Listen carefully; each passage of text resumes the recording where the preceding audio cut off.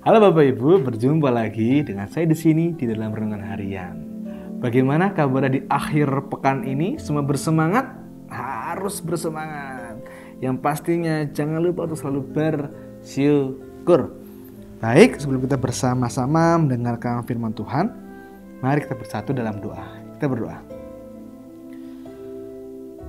Kami mengucap syukur Tuhan untuk setiap penyertaan-Mu dalam kehidupan kami, sehingga kami di setiap harinya, di setiap menitnya, di setiap detiknya tetap Engkau naungi dengan berkat-Mu, dengan kasih-Mu, sehingga kami dapat menapaki hari-hari kami dengan kebaikan. Tuhan, sebentar kami hendak bersama-sama merenungkan sabda-Mu, kiranya sabda-Mu tetap menjadi pedoman di dalam kehidupan kami. Bersabdalah Tuhan, karena kami siap untuk mendengarkan. Amin. Firman Tuhan pada hari ini akan saya bacakan dari Matius 9. Matius 9 ayat 27 sampai dengan 31. Matius 9 ayat 27 sampai dengan 31. Demikian firman Tuhan. Yesus menyembuhkan mata dua orang buta. Ketika Yesus meneruskan perjalanannya dari sana, dua orang buta mengikutinya sambil berseru-seru dan berkata, "Kasihinilah kami, hai anak Daud." Setelah Yesus masuk ke dalam sebuah rumah, datanglah kedua orang buta itu kepadanya. Dan Yesus berkata kepada mereka, "Percayalah kamu bahwa aku dapat melakukannya?" Mereka menjawab, "Ya Tuhan, kami percaya." Lalu Yesus menjamah mata mereka sambil berkata, "Jadilah kepadamu menurut imanmu." Maka meleklah mata mereka, dan Yesus pun dengan tegas berpesan kepada mereka, katanya, "Jagalah supaya jangan seorang pun mengetahui hal ini." Tetapi mereka keluar dan memasyurkan dia ke seluruh daerah itu. Demikian pembacaan firman Tuhan. Berbagilah kita tidak hanya membaca, melainkan menerapkan, memelihara dan merefleksikannya di dalam kehidupan kita sehari-hari. Haleluya. Bapak Ibu terkasih dalam Tuhan Yesus Kristus,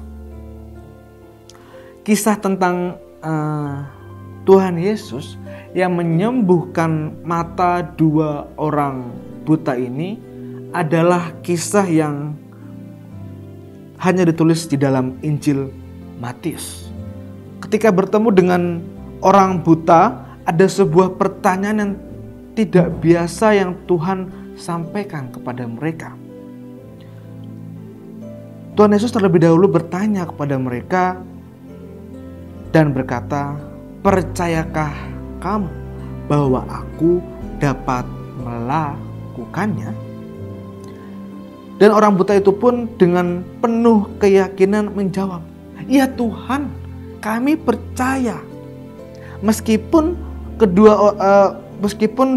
orang buta tersebut tidak dapat melihat secara mata jasmania, badania, tapi mata rohani mereka dapat melihat Tuhan dengan kebesaran kuasa-Nya. Sehingga mereka percaya bahwa Yesus pasti sanggup untuk memberikan mukjizat-Nya, untuk memberikan pemulihan.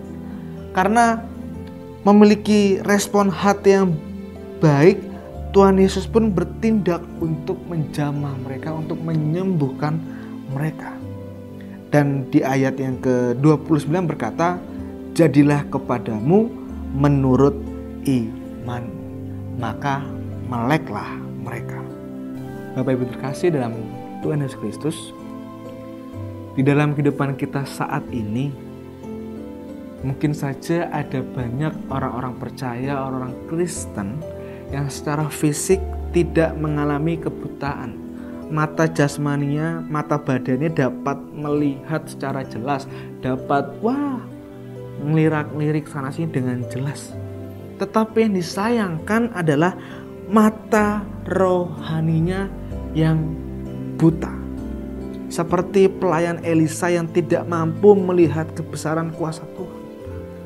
Sedikit saja dihadapkan pada masalah atau kesulitan, masih banyak orang-orang percaya, masih banyak orang Kristen, mereka sudah diliputi ketakutan, kegelisahan, was-was, panik, dan sebagainya. Padahal mereka lupa, mereka memiliki Tuhan yang akan senantiasa menolong, mendengarkan, dan hadir di setiap waktu.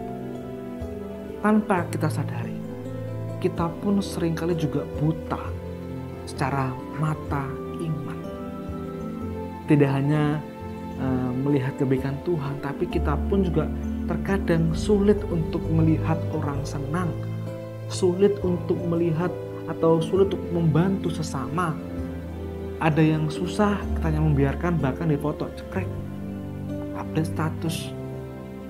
Ada yang kelaparan, yang kita foto cekrek, update status, kasihan yang orang kelaparan. Mata rohani kita terkadang suka terganggu. Padahal mata jasmani kita, mata badannya kita melihat, mata rohani kita yang sering kali ditutupi dengan kedengkian, dengan kesombongan. Dan ini yang tidak disenangi oleh Tuhan Yesus. Dalam Mazmur 103 ayat 2 mengatakan, janganlah melupakan segala kebaikan Tuhan. Kita meyakini setiap pertolongan kita, permohonan kita akan Tuhan berikan. Maka dari itu jangan lupa, kita memiliki Tuhan yang begitu hebat. Terlebih saat ini pada situasi-situasi yang sungguh menyeramkan karena corona. Apakah mata iman kita masih terbuka?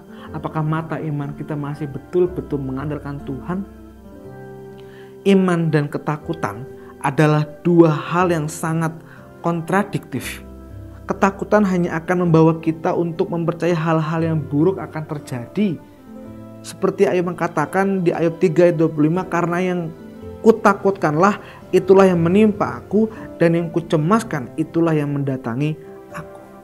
Iman dapat membawa kita untuk percaya bahwa hal-hal baik yang luar biasa baik pasti akan terjadi. Iman membuka mata rohani kita sehingga kita dapat mempercayai bahwa Tuhan sanggup untuk melakukan setiap perkara-perkara dahsyat di dalam kehidupan kita. Alhasil kita tidak menyerah, kita tidak takut. Terkadang kita belum berjuang saja, belum berperang saja sudah menyerah. Hal tersebut juga dapat mematikan mata rohani kita, mata iman kita. Bapak Ibu terkasih dalam Tuhan Yesus Kristus, kiranya mata iman kita dapat membawa diri kita untuk membulatkan iman kita, dan kiranya iman kita dapat membawa kita untuk tetap percaya pada Tuhan,